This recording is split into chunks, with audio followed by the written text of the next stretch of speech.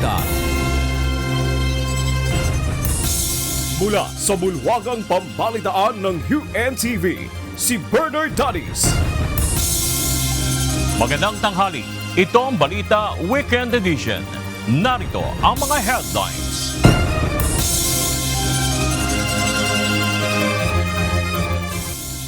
Ilang ministerial meeting ng Association of Southeast Asian Nation ASEAN gagawin munang virtual o online ayon sa Malacanang. Talakayan sa Code of Conduct sa South China Sea, tiniyak na magiging produktibo kahit may pagbabago sa setup ng mga pagpupulong ng ASEAN leaders. Impeachment proceedings ng House Justice Panel sa impeachment complaints laban kay Vice President Sara Duterte itutuloy kahit may petisyong inahain laban dito sa Korte Suprema. US President Donald Trump pabirong tinawag na Strait of Trump ang Strait of Hormuz. Lagda ng US President ilalagay na sa $100 bill. Inianunsyo ng Malacanang na gagawin munang virtual o online ang lahat ng preparatory meeting na may kinalaman sa nalalapit na 48th Association of Southeast Asian Nations o ASEAN Summit. Kasunod ito ng direktiba ni Pangulong Ferdinand Marcos Jr. na recalibration sa hosting ng Pilipinas sa ASEAN Summit. Ayon kay Executive Secretary Ralph Recto, ang hakbang ay upang makatipid sa gastos at para mailaan ang pondo sa mas mahalagang pag-uusap ng mga lider. Umaasa naman ang opisyal na magiging produktibo at positibo pa rin ang mga pag-uusap sa kabila ng mga pagbabago dahil na rin sa nararanasang krisis bunsod ng gulo sa Middle East. Hindi maapektuhan ng pagbabago sa setup ng ASEAN meetings ang serye ng pagtalakay sa Code of Conduct sa South China Sea, ayon sa Department of Foreign Affairs o DFA. Sa isang mensahe, sinabi ni DFA spokesperson Dax Imperial na ang mga deliberasyon kaugnay ng COC at iba pang agenda ng ASEAN ay magtutuloy-tuloy. Tinitiyak naman ng opisyal na ang lahat ng mahahalagang issue ay mapag-uusapang mabuti kahit naka-online setup ang mga ministers at officials. Minamadali na ng ASEAN at China na matapos ang talakayan kaugnay ng Code of Conduct para makabuo ng konklusyon bago matapos ang taong 2026. Sinimulan ngayong linggo ang pamimigay ng cash relief assistance para sa transport sector na lubhang naapektuhan ng sunod-sunod na pagtaas sa presyo ng produktong petrolyo. Bagaman nagkaroon ng ilang problema, nangako ang pamahalaan na magiging maayos na ang mga susunod na payout. Ito ang balita ni JP Nunez. Sinimulan na ng pamahalaan ang pamamahagi ng ayuda sa mga driver ng Transport Network Vehicle Services o TNVS noong Martes, March 24. Ang distribusyon ng cash aid ay isinagawa sa iba't ibang payout centers sa Metro Manila. Isa sa naging problema, ilan sa mga driver ng TNVS ay wala sa listahan na isinumite ng Land Transportation Franchising and Regulatory Board o LTFRB sa Department of Social Welfare and Development. Bagaman nagdulot ito ng tensyon sa payout centers, nakiusap mismo si DSWD Secretary Rex Gatchalian sa mga driver na huwag awayin ang mga staff ng DSWD dahil sila ang katuwang sa pamamahagi ng ayuda. Alas 4 lang po tayo natulog dahil hinahanap din po natin yung pangalan ng ating driver, no? At wala po sa listahan. At nakakalungkot po doon sa mga social media page namin. Silipin niyo po mga TNBS page na kung saan nagrarant na yung mga kasamahan natin na TNBS driver at tawag text sa atin na tulungan sila. Hindi ho DSWD ang gumawa ng listahan. Pangalawa, hinango lang ho namin yan sa mga kumpanyang may hawak rin ho sa inyo. Kaya kung meron kayong dapat puntahan ngayon or so to speak, meron kayong dapat singilin ngayon, singilin natin mismo yung mga TNC nyo o yung mga kumpanya nyo na may hawak sa inyo. Meron din mga driver na nagdodoble-doble, di ba? TNVS driver siya, at the same time, either MC taxi driver siya, o kundi naman jeepney driver siya, no? So pag nag-doble-doble duplication, hindi na ko siya pwede kumuha sa as TNVS kasi makakakuha na siya as PUJ driver. So yun po ang one of the reasons kaya minsan natatanggal sila sa listahan ng TNVS. Samantala sa kaparehong araw, nangako si Pangulong Ferdinand Marcos Jr. na bibigyan ng 10,000 pesos ang kada unit ng bus matapos siyang bumisita sa Parañaque Integrated Terminal Exchange o PITX. Mas maganda po kung dire-diretso mababigyan tayo ng gobyerno na meron pa kasunod tong event na ito. Mas maganda. Sa ngayon, nagbabawas lang kami ng pinabibiyahe. Kung tataas pa niyang tataas, possible, baka hihinto kami. So with the cooperation, ako malakas ang loob ko sabihin na pagka basta't nagtutulungan tayo, yung private sector at saka yung kayong mga operator at saka kami sa in government, sana maging hindi na wala yung pakiramdam ng ating riding public. Yun naman yun ang ating mga siniservisyohan. Matiyak natin na maging maayos ang kanilang pagbiyahe. March 25, araw ng Miyerkules, sinimulan naman ng DSWD ang pamamahagi ng 5,000 pesos cash assistance para sa 23,000 na mga jeepney drivers sa buong Metro Manila. Ngunit sa Marikina City, walang naging pamamahagi ng ayuda batay sa abiso ng LTFRB. March 26 naman, araw ng Huwebes, ay sinimulan ang pamamahagi ng cash relief assistance sa mga delivery riders. Samantala ngayong araw, March 28, itutuloy pa rin ng DSWD at LTFRB ang pamamahagi ng ayuda sa mga PUJ drivers sa Marikina City, Pasay City at Mandaluyong City. Nauna nang sinabi ng LTFRB na magkakaroon ng special payout day para sa mga tsuper na hindi nakakuha ng ayuda dahil wala sa listahan. JP Nunez, UNTV, News and Rescue. Diyos ang aming sandigan, serbisyo publiko ang aming pinahahalagahan. Naging mapayapa ang pagtatapos ng 2 araw na transport strike batay sa assessment ng Philippine National Police. Ayon sa pambansang pulisya, wala silang untoward incident o ulat ng karahasan na naitala sa mga lugar kung saan nagsagawa ng transport strike sa National Capital Region, Central Visayas, Northern Mindanao at Cordillera Administrative Region. 33 transport strike activities ang naitala sa 2 araw na protesta at tinatayang nasa halos 2,000 tsuper at iba pang taga-suporta ang nakilahok. Nasa 1,300 pampasaherong bus ang binigyan ng special permit ng Land Transportation Franchising and Regulatory Board o LTFRB. Sa gitna ito ng posibleng pagdagsa ng mga pasahero na uuwi sa kani-kanilang probinsya para sa nalalapit na long holiday. Ayon kay LTFRB Chairperson Bigor Mendoza II, inaasahan nila ang karagdagang bilang ng mga biyahero dahil maaring makita ang ilang commuter na praktikal ang paggamit ng pampublikong sasakyan sa halip na personal na sasakyan. Kasabay nito, inatasan rin ang mga kumpanya ng bus at mga operator na siguraduhin ang roadworthiness ng kanilang mga sasakyan para iwas disgrasya. Nagsagawa ngayong umaga ng pamamahagi ng fuel subsidy sa mga UB Express driver ang Land Transportation Franchising and Regulatory Board o LTFRB. Isinagawa ito sa mismong central office ng Regulatory Board sa Quezon City. Ang bawat driver ng UB Express ay tatanggap ng 5,000 pesos na fuel subsidy. Bahagi ito ng mga hakbang ng gobyerno para maibsan ang hirap ng mga tsuper dahil sa krisis sa langis.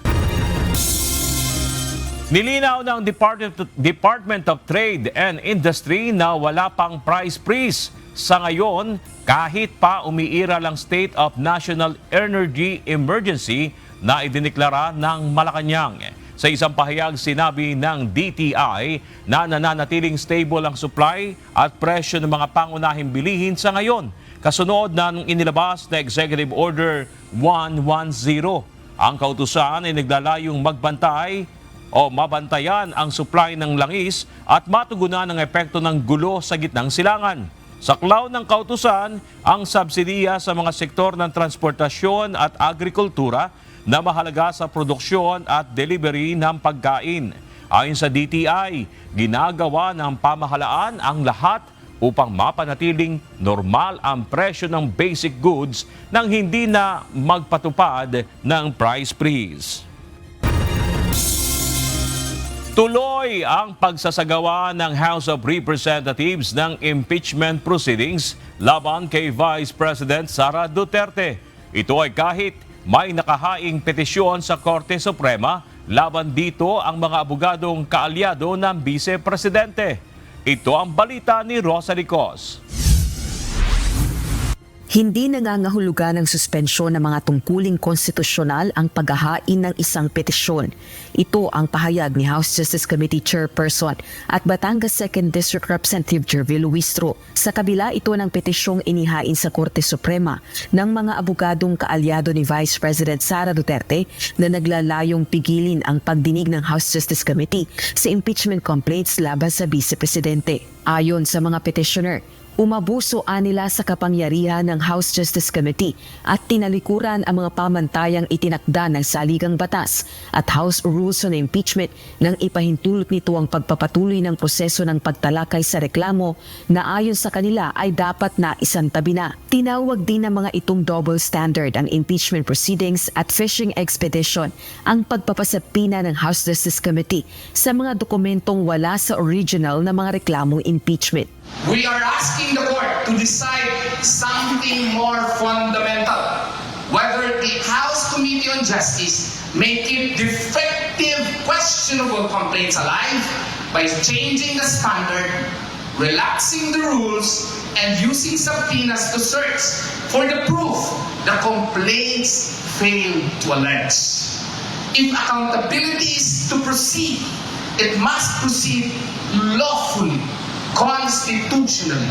If impeachment is to proceed, it must proceed constitutionally. The Constitution allows impeachment, yes, but it does not allow impeachment by fishing expedition. Tugon naman ni Congresswoman Luistro, hanggat walang inilalabas na direktiba ang Korte Suprema, tuloy ang Kamara sa pagpapatupad ng kanilang mandato. And we cannot stop them at any stage of the proceeding from resorting to measures like petition, no? However, in as far as the Justice Committee is concerned, we are merely following the rules of impeachment, which was approved and adopted pursuant to the power that was given under the Constitution. Kasabay nito, binigyang diin din ng mambabatas ang buo nitong paggalang sa Korte Suprema bilang pinal na tagapasya sa mga usaping konstitusyonal at legal. Handa rin anyang sundin ng House Panel ang anumang ilalabas nitong desisyon. Ganito rin ang paninindigan ni Manila 3rd District Representative Joel Chua, miyembro ng House Justice Committee. Hindi naman natin sila mapipigilan kung yan ang kanilang daan na gustong tahakin, no? Pero kami, hanggat hindi ito pinatitigil, hanggat walang TRO na nilalabas, ang Korte Suprema, magtutuloy-tuloy lamang ang aming pagdinig dito sa Kamara. Pero giit nito, kinukumpirma lamang ng petisyon ang matagal na nilang hinala umpisa pa lang na takot na umano si VP Duterte sa isang pagliliti sa Senado. Taliwas sa una nitong sinabing gusto niya ng bloodbath sa impeachment trial. Naniniwala naman si Bicol Saro Party List Representative Terry Redon na miyembro din ng House Justice Panel. Diversionary tactic ang petisyon upang ilayo umano ang atensyon sa impeachment proceedings laban kay VP Duterte. Rosa Licos, UNTV News and Rescue. Diyos ang aming sandigan, serbisyo publiko ang aming pinahahalagahan.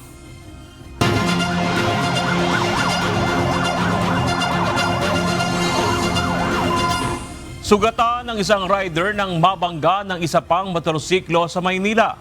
Samantala, nagtamo rin ng sugat ang dalawang magkaibigan na mabangga ng truck sa Bacolod City na hindi man lang hinintuan ng truck na nakabangga sa kanila. Kapwa nirespondihan ng UNTV News and Rescue ang nasabing mga insidente. Ito ang balita ni Lizelle Nael.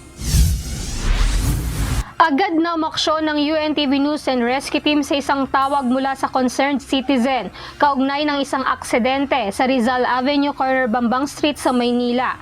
Nakita namin na marami po siyang gasgas sa magkabilang kamay at tuhod at meron din po siyang pamamaga doon sa kaliwang bukong-bukong po niya.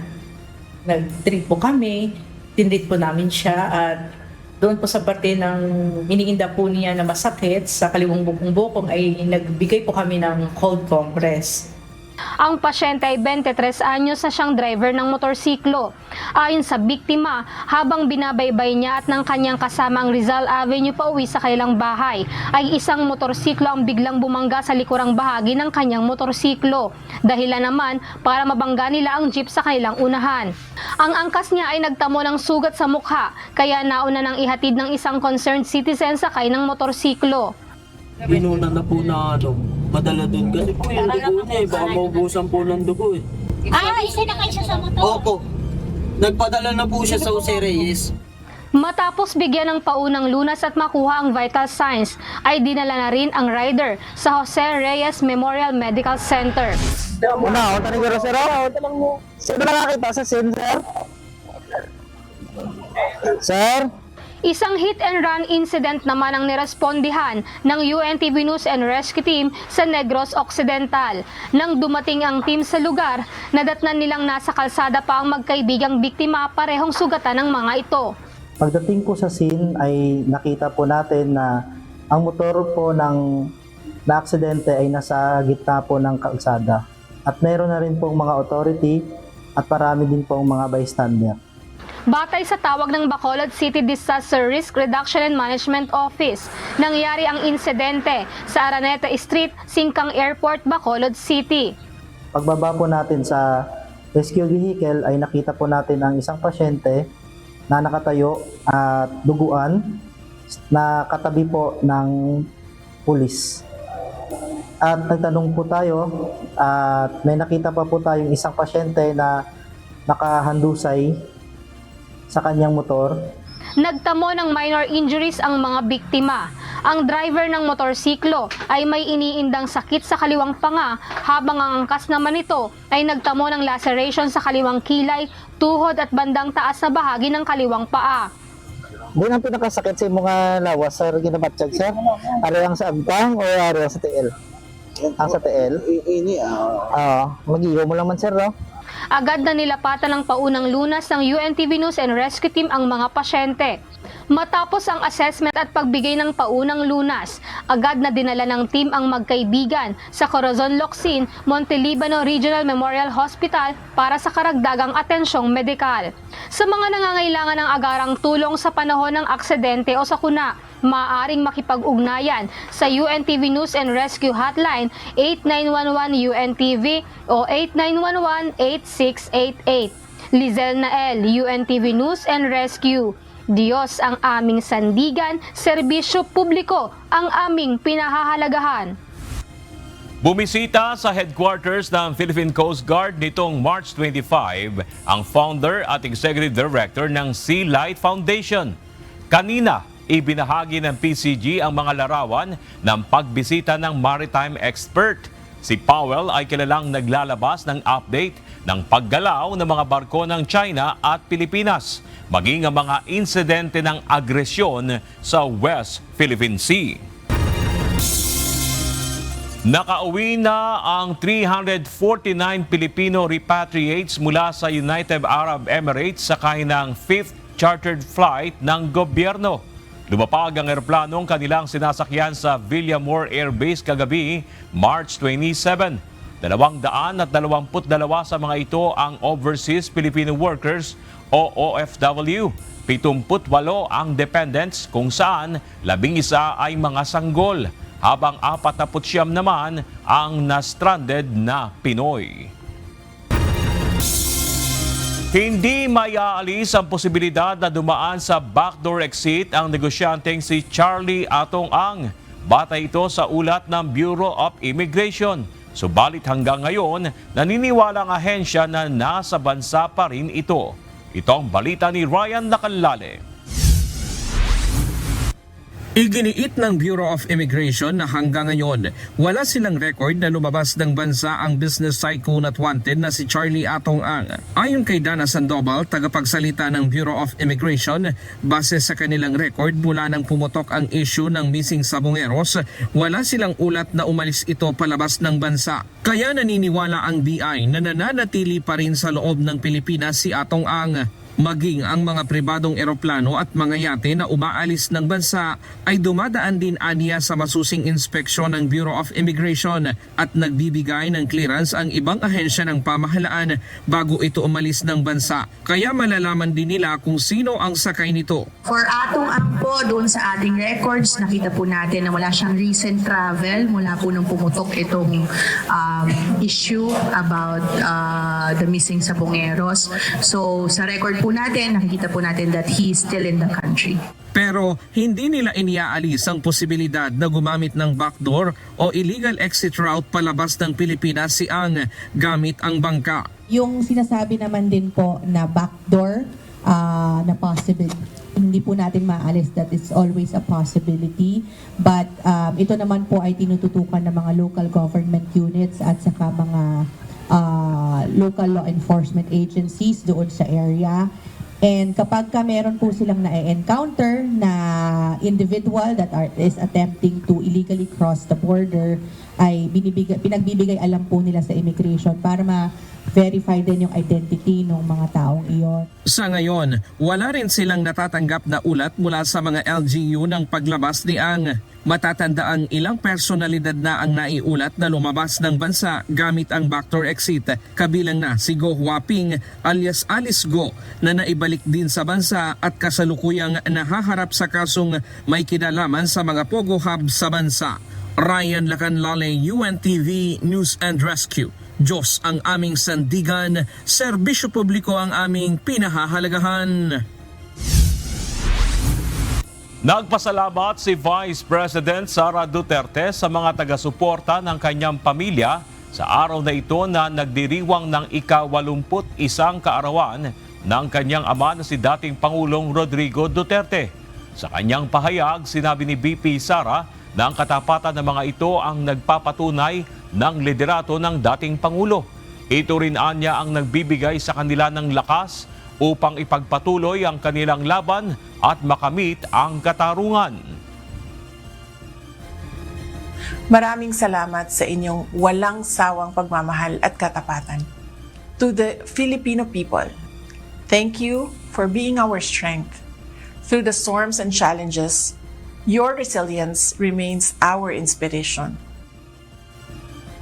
Si dating Pangulong Duterte ay kasalukuyang nakapiit sa International Criminal Court o ICC matapos itong isuko ng pamahalaan sa kasong crimes against humanity bunsod ng umano'y extrajudicial killings sa ilalim ng war on drugs na programa ng kanyang administrasyon. Hinihikayat ng Department of Energy ang publiko na makiisa sa global movement na Earth Hour mamayang 8:30 ng gabi. Inaasahang magpapatay ng ilaw ang publiko sa loob ng 1 oras bilang pakikiisa sa ika-20 taong at selebrasyon ng Earth Hour. Ayon sa ahensya, makatutulong ito para sa energy conservation sa bansa, lalo na sa kasalukuyang krisis sa enerhiya.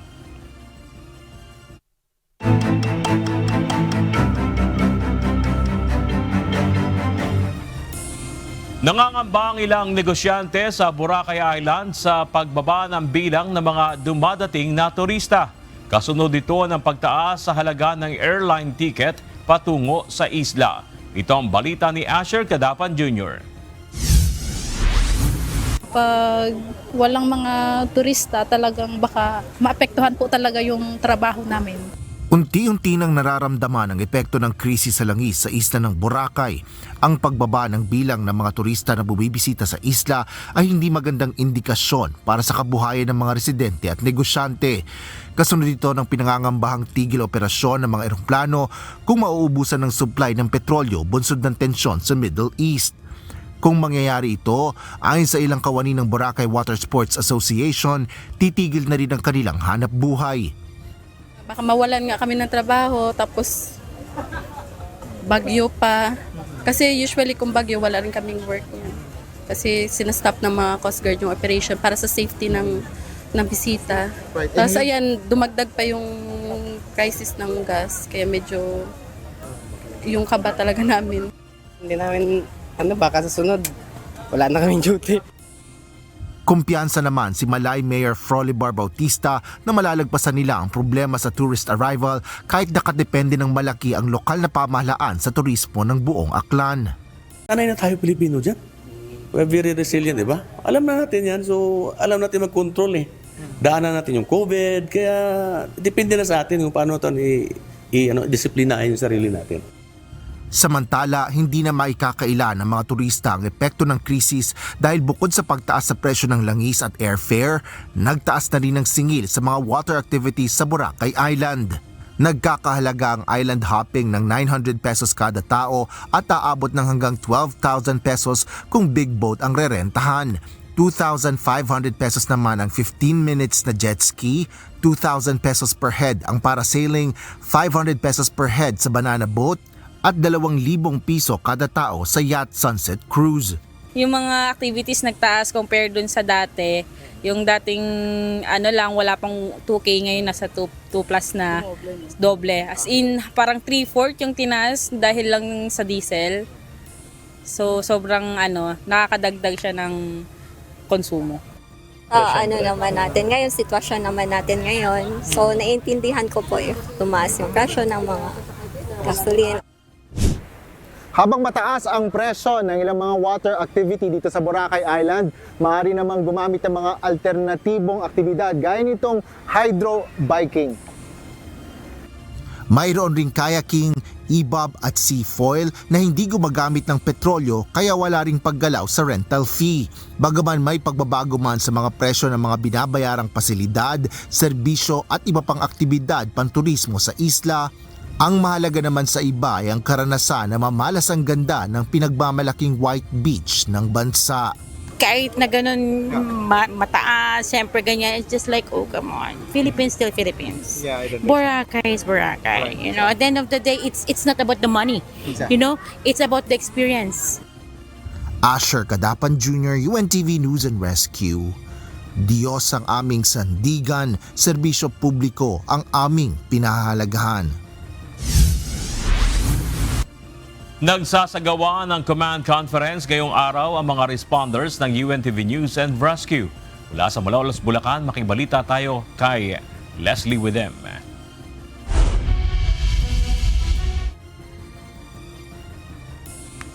Leslie, saan bang area galing yung mga participant ng command conference ngayong araw? At ano ba ang pinakalayonin nito ngayong taon? Yes, Bernard, mahigit sa 300 kinatawan o nasa 16 na grupo ang nagtungo dito sa Malolos, Bulacan para sa command conference ngayong araw. Nagmula pa sa Region 1, 2, and 3 ang mga participants na dumalo sa 2 araw na event na ito na ginaganap dito sa The Orchard, San Pablo, Malolos, Bulacan. Layo ng pagtitipon na mapag-usapan at makapagplano ng mga hakbang upang mas mapaigting ang mga serbisyong ibibigay ng UNTV News and Rescue sa publiko. Isa sa pinaghahandaan ng mga team sa Northern at Central Luzon ay kung paano makararating ang tulong sa ibang mga team na nasa ibang mga lugar sa bansa, lalo na kapag nagkaroon ng malalaki o malawakang pinsala o epekto ng mga natural hazards gaya ng malakas na lindol, bagyo, baha at pagsabog ng bulkan. Ang plano ay kasunod na rin ang mga epekto ng kalamidad na naitala mula 2025 hanggang sa pagsapit ng unang bahagi ng 2026. Hindi ko po mapaliwanag eh. Nung nakita ko po yung ibang mga kasamang NAR po, parang nawala po yung pagod ko sa biyahe na parang na-excite po kung ano yung mangyayari ngayon. Nung nalaman po kasi namin na may team building, syempre po excited po kami na makaranas po ulit ng mga ganong bagay. Na-miss din po namin yung mga ganong klaseng event na madadagdagan po yung knowledge namin at hindi lang din naman po yun. Gusto rin namin makilala po yung ibang member. Dumating din dito sa okasyon ng Deputy Chief ng UNTV News and Rescue na si Mr. Gerardo Panghulan. Tiniyak nito na patuloy ang pagbibigay ng serbisyo ng UNTV News and Rescue sa kabila ng mga challenges sa sitwasyon ngayon kung saan malaki ang naging pagtaas ng presyo ng produkto petrolyo. Nagsuot ng uniforme ngayon, may kakayahan bawat isa sa atin. Di ba? Hindi yung basta lang nag-uniforme. Ang UNTV News and Rescue ay magsasagawa pa ng command conferences sa iba't ibang venues sa Southern Luzon, Visayas at Mindanao para makapagpalakas ng puwersa na tutugon sa panahon ng sakuna. Nabuo ang UNTV News and Rescue sa pangunguna ni Kuya Daniel Razon na ngayon ay nasa ika-16 na taon na.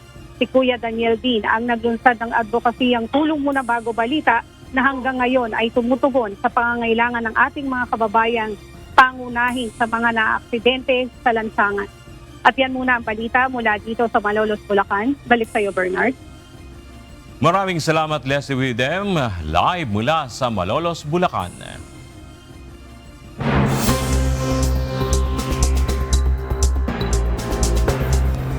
Pabirong tinawag ni US President Donald Trump ang Strait of Hormuz na Strait of Trump na bahagyang nagpasaya sa kanilang tagapakinig. Ang Strait of Hormuz na isang crucial shipping lane ng malaking supply ng langis ay hawak at binabantayan ngayon ng Iran. We're negotiating now and it'd be great if we could do something, but they have to open it up. They have to open up the Strait of Hormuz. Excuse me for this. I'm so sorry. Such a terrible mistake. Sa nakalipas na isang buwan, ang pagmamatigas ng Iran na ibalik ang malayang paglalayag sa Hormuz Strait ang iginigiit ni Trump na dahilan ng patuloy na pag-atake ng US. Hindi naman maitago ni Trump ang kanyang pagkainis at sinabing sa laki na ng pinsala na natamo ng Iran, wala itong magagawa kundi ang makipagkasundo. Currently, as we speak, I just looked. We had another big day. We hit them. They don't know what's happening. Remember this? They lied about 3 days ago. I said, yeah, we're negotiating with this. We are not negotiating. They're being hit so hard, anybody would be negotiating. Samantala sa kanyang talumpati sa UN Human Rights Council, nanindigan si Iran Foreign Minister Sayed Abbas Araghchi na iligal ang ginagawang pag-atake ng US at Israel sa kanila. Inakusahan nito ang US at Israel na genocide dahil sa dami na ng Iranians na kanilang pinatay at tinawag na brutal na agresyon sa kanilang mamamayan ang ginagawang pag-atake ng mga ito. Binigyang diin-diin ni Araghchi na hindi sila ang nagsimula ng giyera, ngunit kailangan nilang ipagtanggol ang kanilang sarili at gagawin nila ito hanggat kinakailangan.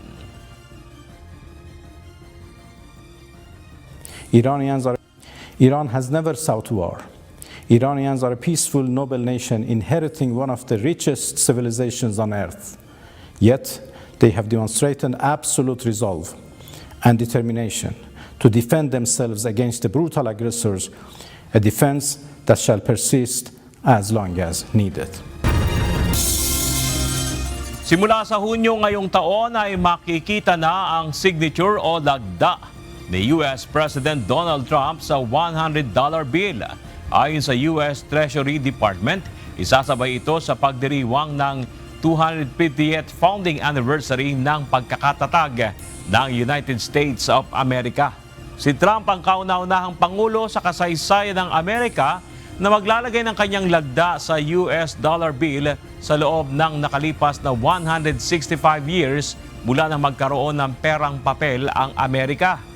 Bagaman ipinagbabawal sa ilalim ng federal law ang paglalagay ng mukha ng Pangulo sa dollar bill, nilinaw naman ng Trump administration na hindi nito saklaw ang lagda o pirma ng Pangulo. At sa ating iiwang mga salita ng Diyos na ating sandigan, mula sa aklat ng Mikas Kapitulo 6, versikulo 8 na nagsasabi, "Kaniyang ipinakilala sa iyo, o tao, kung ano ang mabuti at ano ang hinihingi ng Panginoon sa iyo, kundi gumawa na may kaganapan at ibigin ng kaawaan at lumakad na may kababaan na kasama ng iyong Diyos." At yan ang naging kabuuan ng ating balitaan ngayong araw ng Sabado. Aming inilahad ng buong katapatan kung paano namin nasaksihan. Sa ngalan ni Kuya Daniel Rason, ako si Bernard Davis. At dito sa UNTV, Diyos ang aming sandigan, serbisyo publiko ang aming pinahalagahan. Magandang tanghali.